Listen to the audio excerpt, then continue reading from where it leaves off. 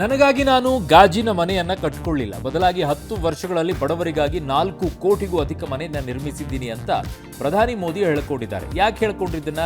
ಕೇಜ್ರಿವಾಲ್ ಅವರು ಮುಖ್ಯಮಂತ್ರಿ ಆಗಿದ್ದಾಗ ಅಧಿಕೃತ ನಿವಾಸದ ನವೀಕರಣಕ್ಕಾಗಿ ಸುಮಾರು 45 ಕೋಟಿ ರೂಪಾಯಿ ಖರ್ಚು ಮಾಡಿದ್ದನ್ನ ಉಲ್ಲೇಖಿಸಿ ಮೋದಿ ಅವರು ಹೇಳಿಕೆ ಕೊಟ್ಟರು.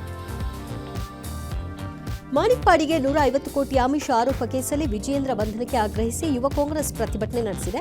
ವಿಜಯೇಂದ್ರ ಮನೆಗೆ ಮುತ್ತಿಗೆ ಹಾಕಲು ನೋಡಿದೆ, ಪೋಸ್ಟರ್ ಅಂಟಿಸಲು ಪ್ರಯತ್ನಿಸಿದೆ. ಅದಕ್ಕೆ ಪೊಲೀಸರು ಅವಕಾಶ ಕೊಡಲಿಲ್ಲ.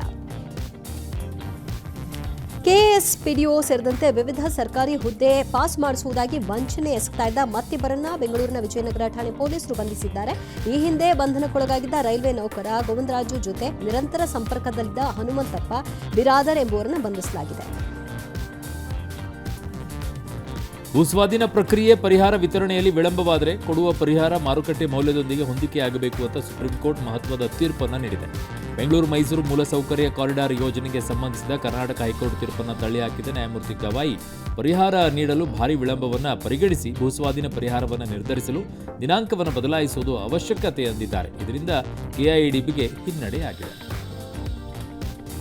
ಉಡುಪಿಯ ಗಂಗೋಳಿ ಗ್ರಾಮ ಪಂಚಾಯಿತಿ ಅಧ್ಯಕ್ಷೀಯ ಚುನಾವಣೆಯಲ್ಲಿ ನಿನ್ನೆ ಕಾಂಗ್ರೆಸ್ ಎಸ್ಡಿಪಿಐ ಮೈತ್ರಿಕೂಟ ಗೆದ್ದಿತ್ತು. ಕಚೇರಿಯಲ್ಲಿ ಉಪಾಧ್ಯಕ್ಷರ ಪರವಾಗಿ ಮುಸ್ಲಿಂ ಮೌಲ್ವಿ ಬಂದು ಪ್ರಾರ್ಥನೆ ಮಾಡಿದರು. ಇದರಿಂದ ರೊಚ್ಚಿಗೆದ್ದ ಬಿಜೆಪಿಗರು ಪ್ರತಿಭಟನೆ ನಡೆಸಿದರು. ಈ ಬೆನ್ನಲ್ಲೇ ಇವತ್ತು ಅಧ್ಯಕ್ಷೆ ಜಯಂತಿ ಆಫೀಸ್ನಲ್ಲೇ ಗಣಪತಿ ಹೋಮ ಮಾಡಿಸಿದರು.